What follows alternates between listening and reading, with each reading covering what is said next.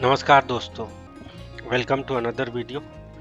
आज इस वीडियो में हम लोग बात करने वाले हैं again trading psychology trading psychology पे ट्रेडिंग साइकोलॉजी के अंदर ही एक टॉपिक हम लोग चला रहे हैं बायसनेस की, ठीक है। और बायसनेस के अंदर आज जो हम लोग देखने वाले हैं वो है सेल्फ एट्रीब्यूशन बायस, ठीक है। तो आज हम लोग बात करेंगे सेल्फ एट्रीब्यूशन बायस पे। तो क्या होता है सेल्फ एट्रीब्यूशन बायस, इससे क्या हम लोग को प्रॉब्लम होता है और इसको कैसे ओवरकम कर सकते हैं, इन सब चीज़ों पे बात करेंगे। तो चलिए आगे बढ़ते हैं और समझते हैं सेल्फ एट्रीब्यूशन बायस।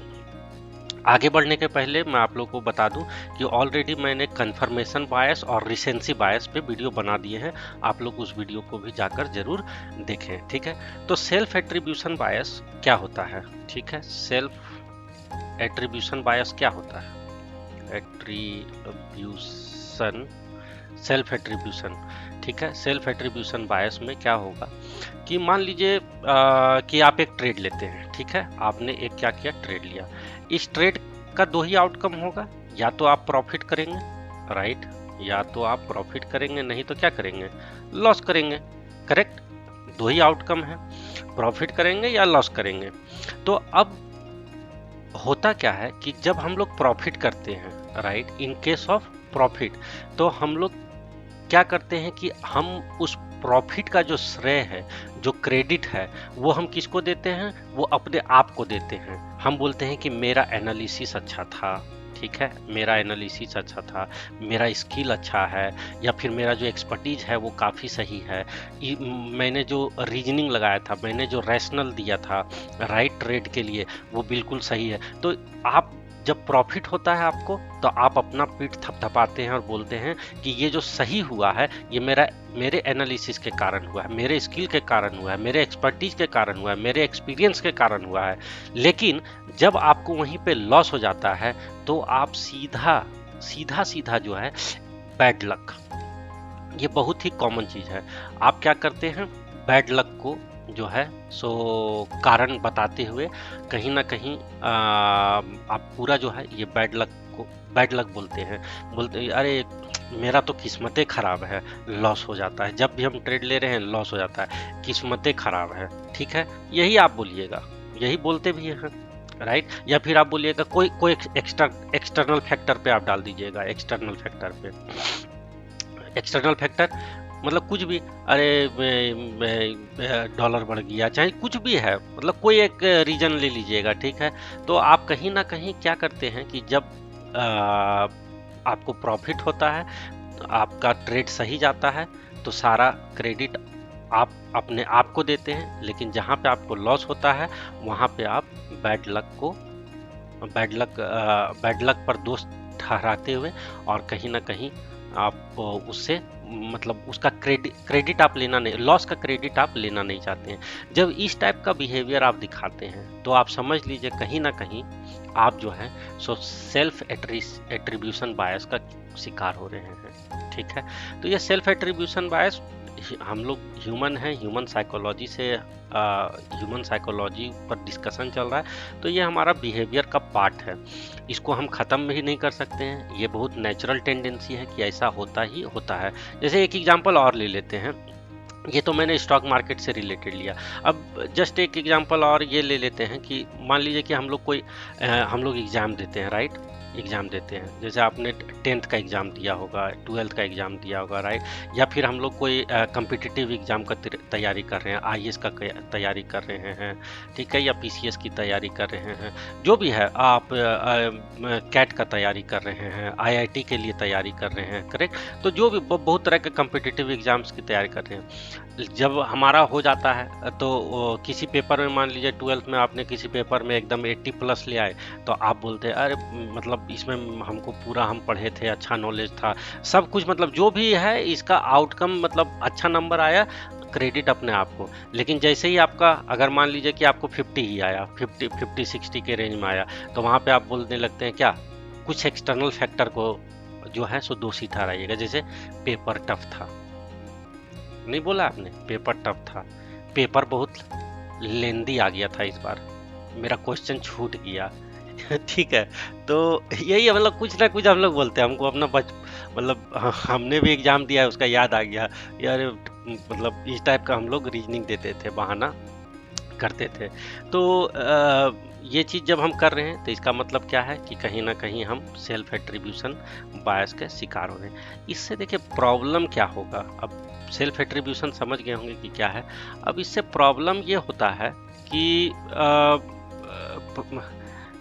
इससे प्रॉब्लम ये होता है कि आप इस अपने गलतियों से कुछ सीखते नहीं हैं। ठीक है, आप अपनी गलतियों से कुछ सीखते नहीं हैं, जो भी होता है नहीं होता है। ठीक है, आप दूसरे को दोष ठहराते हैं और अपने गलती से बचना चाहते हैं, तो हम लोग को वो काम नहीं करना है।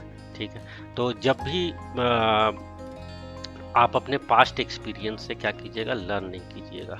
सबसे बड़ा खामी ये होगा, पास्ट एक्सपीरियंस से आप क्या कर रहे हैं, लर्न नहीं कर रहे हैं। तो आपको लर्न करना है, आपको अपनी गलतियों से सीखना है। जो मिस्टेक किए हैं उस मिस्टेक से आप सुधार लाइए अपने ट्रेडिंग में, अपने जीवन में। ठीक है, तो ये चीज़ आपको करना है। अगर आप किसी और को दोष देते रहेंगे अपने फेलियर का, तो आप कभी भी क्या है, सीखेंगे नहीं उससे।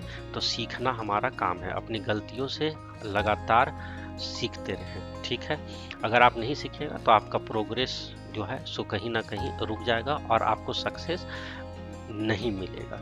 ठीक है, तो अब बात करते हैं कि ओवरकम कैसे किया जाए इससे।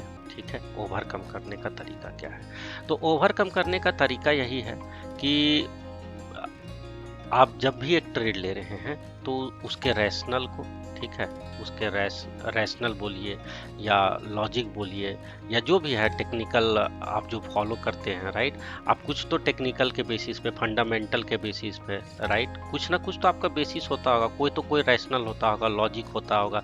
आप उसको नोट डाउन कीजिए जब भी आप ट्रेड ले रहे हैं कि मैंने ये ट्रेड लिया इस कारण से लिया। ठीक है, अब अगर ट्रेड सही हो गया तो आप देखिए कि वो जो ट्रेड सही हुआ है ये आपके रैशनल के कारण हुआ है, एक्सपीरियंस के कारण हुआ है, लॉजिक के कारण हुआ है या लक के कारण हुआ है। अगर आपका रैशनल के कारण हुआ है तब तो बहुत अच्छा है। ठीक है, लेकिन अगर मात्र लक, हो सकता है आपने कोई रैंडम ट्रेड लिया और वो क्लिक कर गया। ठीक है, आप एक बार तो देखें कि आपने कुछ लॉजिक लगाया भी था या नहीं, या जस्ट जा करके किसी के कहने के पे, सुनने पे आपने लिया और वो चल पड़ा, आप कमा लिए, या आपको अच्छा लग रहा था, आपका दिल बोला, ठीक है, कि अरे ये बहुत गिर गया है, इसको ले लेते हैं, और अगला दिन हो सकता है उसमें कुछ खबर लग गई आपका, तो लक के कारण भी तो ट्रेड से हो। तो आप देखिए कि सही में आप जो ट्रेड का आउटकम आया है, प्रॉफिट आया, वो लक के कारण आया या एनालिसिस के कारण आया। एनालिसिस के कारण आया, बहुत अच्छा।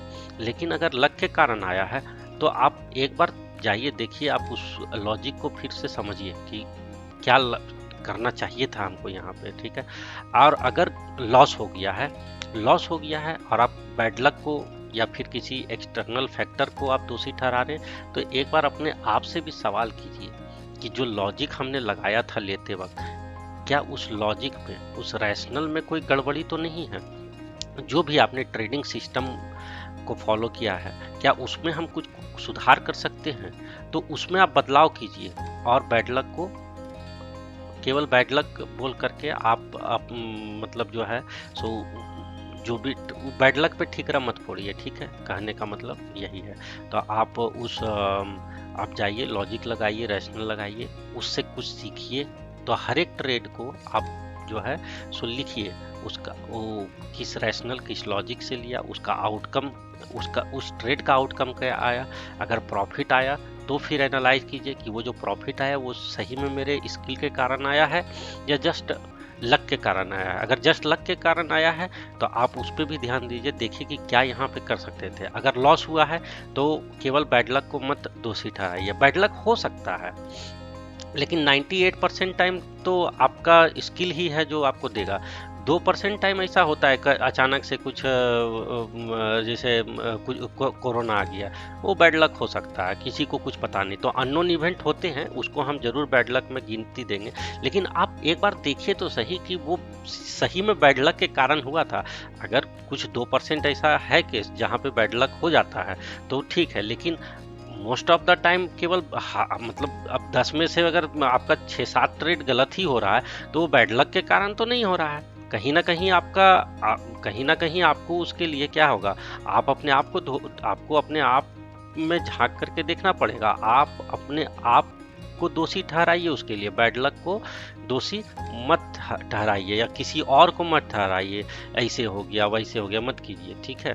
तो बस इतना ही है कि कोई भी ट्रेड ले रहे हैं, प्रॉफिट हो या लॉस हो, उस प्रॉफिट का अगर क्रेडिट ले रहे हैं तो लॉस का भी क्रेडिट आप ही को लेना है।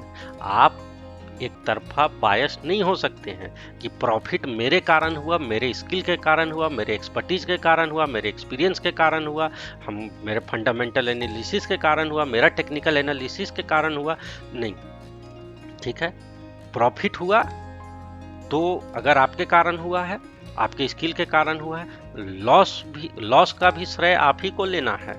ऐसा नहीं भैया, नहीं चलेगा ये सब कि भैया मेरा किस्मत खराब है, तो यहाँ पे डॉलर इंडेक्स बढ़ गया, ठीक है, तो रिसेशन आ रहा है। लॉजिक ठीक है वो भी लेकिन आपका ट्रेड अगर गलत हुआ है तो कहीं ना कहीं आपका रैशनल, आपका लॉजिक गलत था।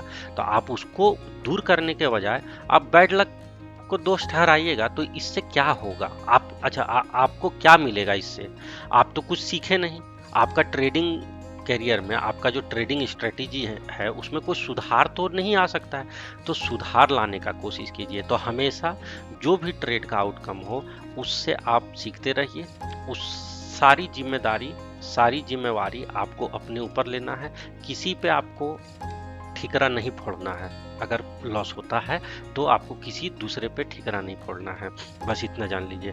तो इस तरह से जब आप अपने ऊपर काम करेंगे सेल्फ एट्रीब्यूशन बायस, तो ये आपको आपके ट्रेडिंग स्किल को जो है सो काफ़ी जो है बढ़ाने में मदद करेगा और आपको ज़रूर सक्सेस मिलेगा ट्रेडिंग में, ठीक है। तो होप ये टॉपिक अच्छा लगा हो, वीडियो पसंद आया अगर तो चैनल को सब्सक्राइब कीजिए और वीडियो को लाइक एंड शेयर करना ना भूलें। और ऑलरेडी मैंने मेंशन किया है कंफर्मेशन बायस और रिसेंसी बायस पे ऑलरेडी मेरा वीडियो पड़ा हुआ है। बायसनेस को समझना बहुत ज़रूरी है। अगर हम इस ट्रेडिंग साइकोलॉजी को नहीं समझते हैं तो हम हमेशा मतलब कहीं ना कहीं हम अपने अपने आप को हम लर्न नहीं कर रहे हैं, अपनी गलतियों से कुछ सीख नहीं रहे हैं, तो हम हमेशा पीछे ही रहेंगे। 5 साल बाद भी देखिएगा, 10 साल बाद भी देखिएगा, तो आज आप जहाँ खड़े हैं अपने आप को 10 साल बाद भी इसी जगह पे खड़े पाइएगा, ठीक है। तो सक्सेस अगर चाहिए तो आपको सब चीज़ के बारे में जानना जरूरी है, ठीक है। तो इसी के साथ यही समाप्त करता हूँ आज का वीडियो और फिर मिलते हैं नेक्स्ट वीडियो में। अपना ख्याल रखें, धन्यवाद।